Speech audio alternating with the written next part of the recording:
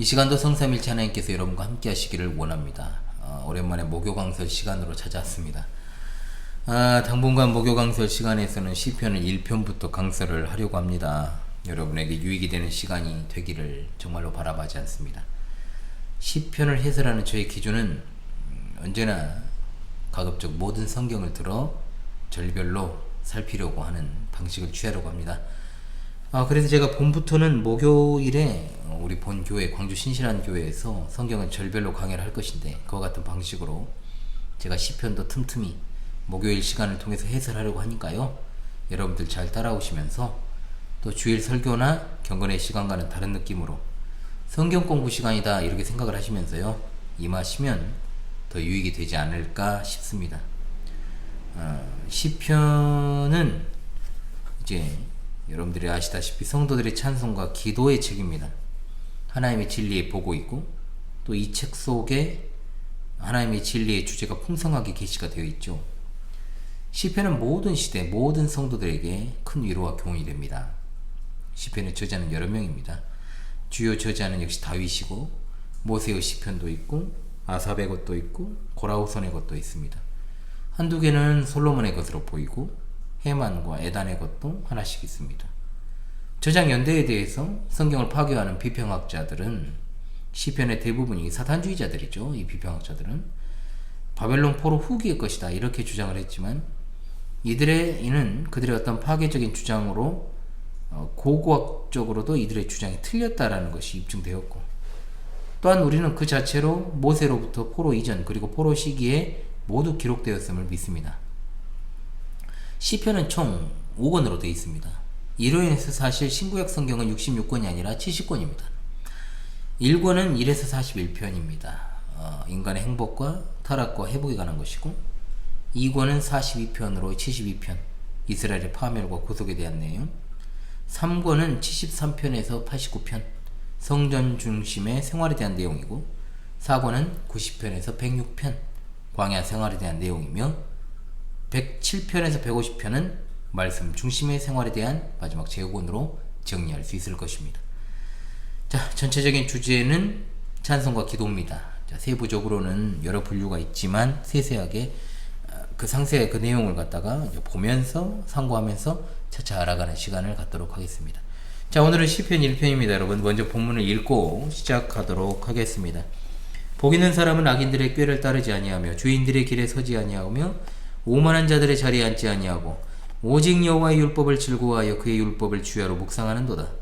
그는 시냇가에 심은 나무가 철을 따라 열매를 맺으며 그 잎사귀가 마르지 아니함 같으니 그가 하는 모든 일이 다 형통하리로다.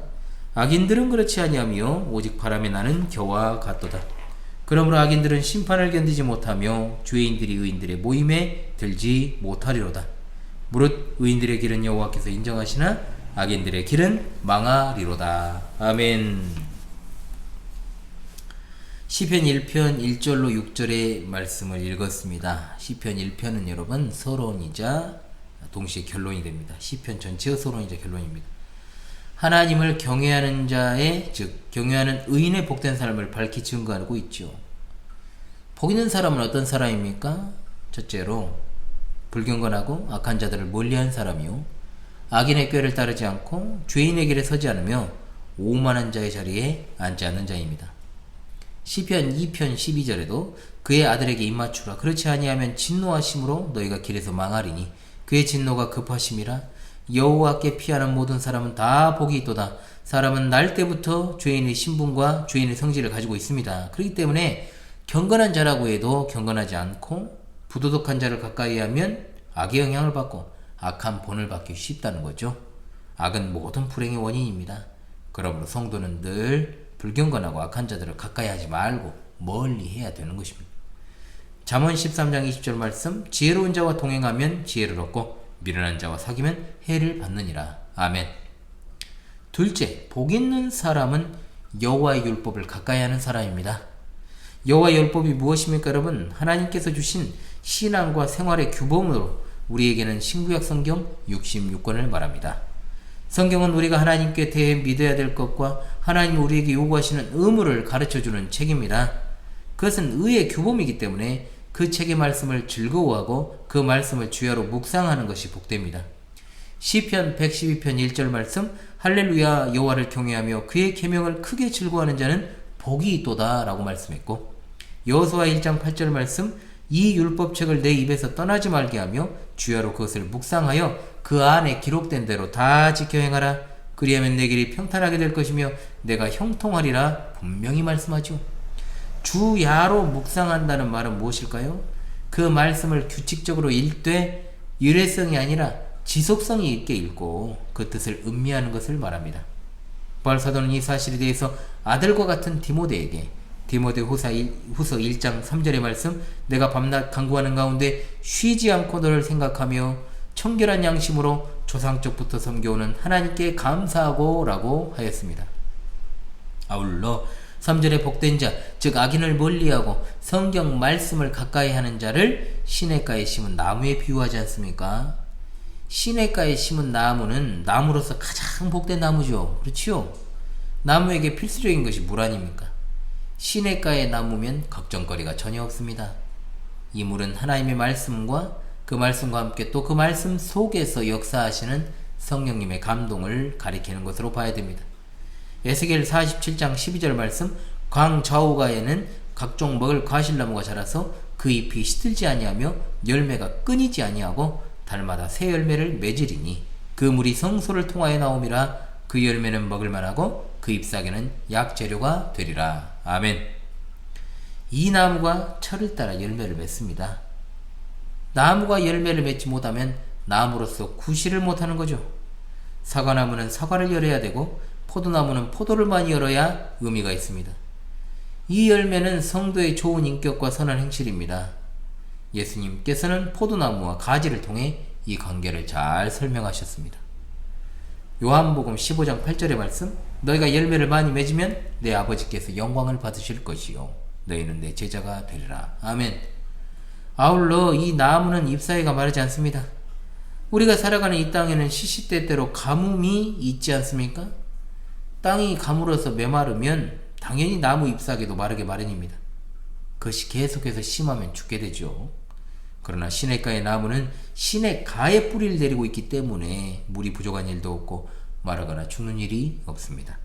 그 시냇가는 결코 수량이 줄어들 수 없는 하나님의 말씀과 성령의 감동 감화하심의 시냇가이며 그것은 결코 마르지 않습니다. 당연히 하나님의 말씀을 주야로, 즉 규칙적이고 지속성이 있게 꾸준하게 읽는 사람은 영적인 침체가 오지 않습니다. 신앙이 오락가락하는 이유는 뭘까요? 그것은 말씀에 대한 규칙도 없고 지속성도 없기 때문에 그렇습니다. 제가 지난해 한번 다룬 적이 있었던 여호수아 말씀 말미에 이것은 잘 보여주고 있죠. 여호수아 1장 7절 말씀, 오직 강하고 극히 담대하여 나의 종 모세가 내게 명령한 그 율법을 다 지켜 행하고 우로나 좌로나 치우치지 말라. 그리하면 어디로 가든지 형통하리니. 이어지는 8절의 말씀, 이 율법책을 내 입에서 떠나지 말게 하며 주야로 그것을 묵상하여 그 안에 기록된 대로 다 지켜 행하라. 그리하면 내 길이 평탄하게 될 것이며 내가 형통하리라. 아멘. 하나님의 말씀을 순종하는 자는 영육간의 복을 받을 것이고, 하나님께서 경건하면서 죄 짓는 일을 두려워했던 요셉과 함께 하셨던 것처럼 그를 형통하게 하신 사실을 잘 생각해야 됩니다. 히스기야도 이와 같은 일로 인해 형통하게 하신 일이 있었지요. 그러나 이제 여러분, 반대로 악인이 등장을 합니다. 자, 악인은 어떤 자들을 말합니까? 불경건하고 하나님의 말씀을 불순종하는 자, 즉 복된 자와 다르다라고 분명하게 말씀하고 있죠. 의인은 선한 열매를, 악인은 선한 열매를 맺지 못합니다. 큰일 날 뻔했어요. 자, 범사에 형통하지 못합니다. 뭐라고 되어 있습니까? 바람에 나는 겨와 같다라 그랬습니다. 이 바람은 무엇일까요? 세상의 풍조와 환난을 가리키는 말로 봐야 되겠죠. 악인은 세상의 풍조에 따라 방황하고 환난의 때에 당황하게 될 것입니다. 호세아 13장 3절의 말씀, 이러므로 그들은 아침 구름 같으며 쉬 사라지는 이슬 같으며 타작 마당에서 광풍에 날리는 쭉정이 같으며 굴뚝에서 나가는 연기와 같으리라. 그러나 의인은 하나님의 은혜로 말미암아 세상 풍조와 환난 앞에서도 거뜬하게 설 수 있게 되는 줄로 믿습니다. 아멘. 악인은 또한 하나님의 심판을 피하지 못합니다. 견디지 못합니다. 평안한 때는 악인, 의인 별 차이가 없어요. 도리어 악인이 벙창하고 형통해 보이는 일들이 많습니다. 그러나 그때뿐이라는 거죠. 하나님의 심판이 시작되면 악인은 그 앞에 서지 못합니다. 그 심판을 감당하지 못합니다. 유다서 1장 15절 이는 뭇 사람을 심판하사 모든 경건하지 않은 자가 경건하지 않게 행한 모든 경건하지 않은 일과 또 경건하지 않은 죄인들이 주를 거슬러 한 모든 완악한 말로 말미암아 그들을 정죄하려 하심이라 하였느니라. 아멘. 또 중요한 사실이 나오죠. 악인은 의인의 회중에 들어가지 못한다. 악인은 죽음과 저주 아래 있기 때문에 하나님의 복과 영생을 소유한 의인들의 회중, 즉 참된 교회에 들어가지 못합니다. 물고기가 땅에서 살 수 있습니까, 여러분? 살 수 없습니다. 악인은 참된 교회의 일원이 될 수 없고 장차 영광의 천국에 들어갈 수 없습니다. 주님은 말씀하십니다. 사람이 오직 물과 성령으로 거듭나야만 천국에 들어갈 수 있다라고. 의인과 악인의 본질상의 차이는 무엇입니까? 바로 생명과 죽음, 천국과 지옥 차이만큼 큰 거예요. 마태복음 13장 49절의 말씀, 세상 끝에도 이러하리라 천사들이 와서 의인 중에서 악인을 갈라내어라고 했고, 마태복음 25장 32절 모든 민족을 그 앞에 모으고 각각 구분하기를 목자가 양과 염소를 구분하는 것 같이 하여 라고 했습니다. 마태복음 25장 41절 또 왼편에 있는 자들에게 이르시되 저주를 받은 자들아 나를 떠나 마귀와 그 사자들을 위하여 예비된 영원한 불에 들어가라. 마태복음 25장 46절 그들은 영벌에 의인들은 영생에 들어가리라 하시니라. 아멘. 그리고 6절은 이제 최종적 평가가 나오죠. 하나님은 의인의 길은 인정하시나 악인의 길은 망하리라. 아멘. 여호와 하나님께서는 의인의 길을 알고 계십니다. 인정한다는 원어는 알고 있다는 뜻이에요. 시편 37편 23절의 말씀, 여호와께서 사람의 걸음을 정하시고 그의 길을 기뻐하시나니. 시편 37편 24절의 말씀, 그는 넘어지나 아주 엎드러지지 아니함은 여호와께서 그의 손으로 붙드심이로다. 시편 139편 1절의 말씀, 여호와여 주께서 나를 살펴보셨으므로 나를 아시나이다. 이어지는 2절의 말씀, 주께서 내가 앉고 일어섬을 아시고 멀리서도 나의 생각을 밝게 하시오며 라고 했습니다. 길이라고 하는 것은 행위와 삶을 가리킵니다. 의인의 삶은 불경건과 악을 버리고 미워하고 불경건하고 부도덕한 자를 멀리하고 그 대신 하나님의 말씀을 즐거워하고 항상 주야로 묵상하고 그 말씀을 믿고 그 말씀대로 사는 것입니다. 우리는 지금 바른 신앙 노선에 서 있습니다. 길은 이처럼 중요한 것입니다. 욥은 이렇게 고백하죠. 욥기 23장 10절의 말씀, 그러나 내가 가는 길을 그가 아시나니 그가 나를 단련하신 후에는 내가 송궁같이 되어 나오리라. 아멘. 시편 16편 11절입니다. 주께서 생명의 길을 내게 보이시리니 주의 앞에는 충만한 기쁨이 있고 주의 오른쪽에는 영원한 즐거움이 있나이다. 할렐루야. 아멘. 반면에 악인의 길은 어떻습니까? 악인의 길은 망합니다. 악인의 삶은 하나님을 모릅니다. 그를 두려워하지 않습니다. 그분의 뜻을 거슬러서 불의와 악을 품고 행하는 것입니다. 그것은 하나님이 없이 사는 세상 사람들의 너무나도 일반적인 생활이죠. 즉 세상의 유행을 따라가고 또 그렇게 살아가고 세상의 풍조와 여론과 가치관에 휩쓸리면서 그렇게 저렇게 살아가는 삶. 주님 분명하게 말씀하시지 않습니까? 마태복음 7장 13절 좁은 문으로 들어가라. 멸망으로 인도하는 문은 크고 그 길이 넓어 그리로 들어가는 자가 많다라고 그랬고, 잠언 14장 12절의 말씀, 어떤 길은 사람이 보기에 바르나 필경은 사망의 길이니라고 했습니다. 의인과 악인의 길은 이처럼 다릅니다. 그 둘의 생애 목표가 다릅니다. 가치관이 다릅니다. 생활 방식도 다릅니다. 그렇기 때문에 그 결말도 다릅니다. 우리 사랑하는 파수꾼 성도들이시오, 시편 1편은 하나님을 경외하는 성도의 삶이란 무엇인가를 분명하게 보여주는 말씀입니다. 하나님의 말씀은 하나님 나라 통치 원리입니다. 따라서 그 말씀이 주는 풍성하고 행복한 삶에 주목하여 살아가시길 바랍니다. 우리가 가장 두려워해야 되는 것은 하나님의 말씀대로 살아가지 않음입니다. 신구약 성경 66권의 하나님의 말씀은 우리 삶의 기준이요, 우리가 살아가는 이유요, 원동력입니다.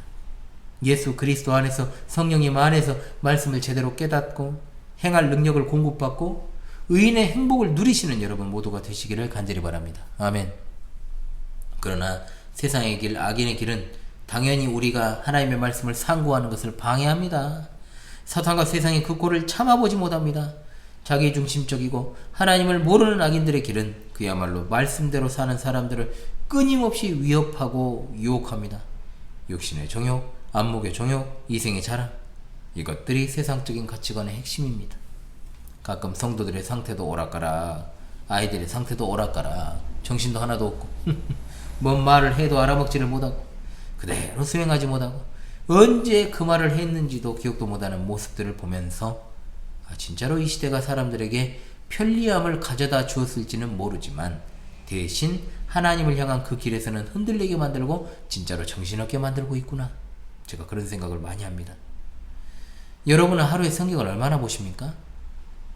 또한 현월TV 방송을 얼마만큼 시청하시고 청취하십니까? 그냥 켜놓는 거 말고요. 진짜로 집중해서 보고 듣고 하는 일들. 제가 우리 파수꾼 진짜 신실하게 저와 함께 해주시는 분들에게 제가 묻는 것입니다. 생각 없이 성경 필사도 할 수 있어요. 사실은 아무 생각 없이 다른 생각하면서도 할 수 있고요. 그냥 음악 틀어놓고 다른 일 보듯 청취도 할 수 있는 거예요. 내가 성경을 가까이 하는 시간보다 유튜브 영상이나 쇼츠 영상 또는 TV 프로를 보는 시간이 더 긴 이상 여러분이 진정으로 말씀이 주는 맛과 기쁨과 생명 누리지 못합니다. 절대로. 세상에서의 염려와 걱정이 여러분의 앞을 가로막을 때 여러분이 하나님의 말씀에 대해서 눈을 감아버리면 답이 전혀 없습니다. 세상의 난리와 요동 앞에서 흔들리는 여러분의 모습은 바로 그런 것들에 젖어들어 있기 때문에 그렇습니다. 세상은 악인들이 더 풍성하고 잘 나가요. 진짜입니다. 그것이 현실이에요. 단지 그것은 그렇게 보일 뿐인데도 그러한 사실에 대해서 흔들리게 됩니다. 흔들려요. 그렇기 때문에 우리는 오직 하나님의 말씀만이 생명의 길이고 악인들과 세상의 길은 바람에 나는 겨처럼 결국 심판을 받아 멸망하는 길이라는 것을 명심하고 이 험악한 시대, 이 편리함과 신속함이라는 함정에 속아서 하나님의 말씀을 멀리하는 어리석은 자가 되지 않기를 간절히 바랍니다.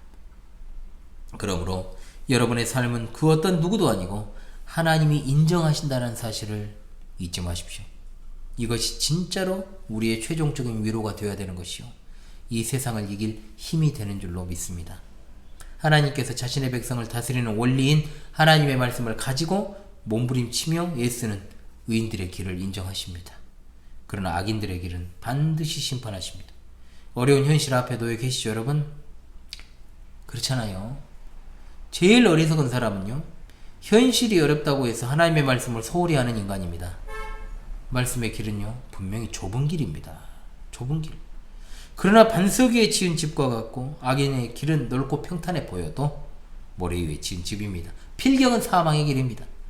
마지막 날의 의인은 영생으로, 악인은 영벌에 처해지게 될 것입니다. 겉보기에는 우리 신자들의 삶이 뭐 대단한 것이 있는 것처럼 보이지 않아요. 그러나 하나님이 우리를 보호하시고 우리를 안전하게 돌보십니다. 의인의 길로 행하는 자는 진정으로 행복한 삶을 살아가는 것입니다. 자, 여러분, 시편 1편을 노래하면서 제가 이 시간을 마무리하도록 하겠습니다. 제가 전부터 이거 하고 싶었어요.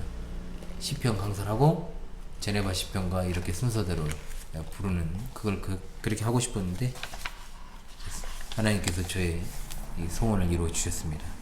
제네바 시편과 1편을 함께 부르겠습니다. 복 있는 사람 악인의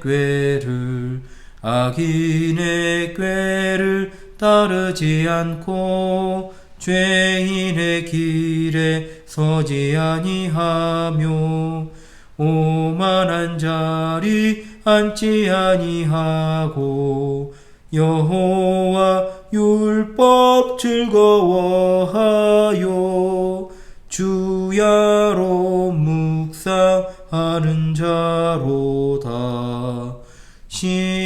시냇가에 심기운 나무가 저를 따라서 열매 맺으며 그 잎사귀가 마르지 않음과 그 행사가 다 형통하리로다. 악인들 그렇지 아니하며 오직 바람에 나는 겨갔네. 그러므로 악인들 그들은 하나님 심판 견디지 못해 의인들 모임 들지 못하리라. 의인의 길은 의인들의 길은 여호와께서 인정하시나 악인의 길은 망하리로다. 아멘. 할렐루야. 오늘 목요 강설 시간에는, 오랜만에 찾아온 목요 강설 시간에는 시편 1편을 이렇게 강설하고 노래하는 시간을 가졌습니다. 여러분, 이제 제가 목요일 같은 경우에는 격주로 이제 제가 진행을 하려고 해요. 각 주제별로 격주로 진행을 하면 여러분들이 그때그때 유익을 받으시기 바랍니다. 저도 이제 정비 시간들이 좀 필요해요. 여러 가지로 좀. 그래서 제가 올해부터 방송 조정을 조금씩 한다고 제가 말씀을 드렸지 않습니까? 그래서 격주로 일단은 진행하는 것으로 원칙을 정하고, 이번 주에, 지난주에서 이번 주에도 제가 지금 특강을 했지 않습니까? 아니, 강설 내용을 강의로 올렸습니다. 그래서 다음 주에는 쉬고 그 다음에 또 이제 다른 주제로 여러분들을 찾아오도록 그렇게 하겠습니다. 여러분들 목요 강설 시간에 현월TV 윤목사였습니다. 다시 뵙도록 하겠습니다. 감사합니다.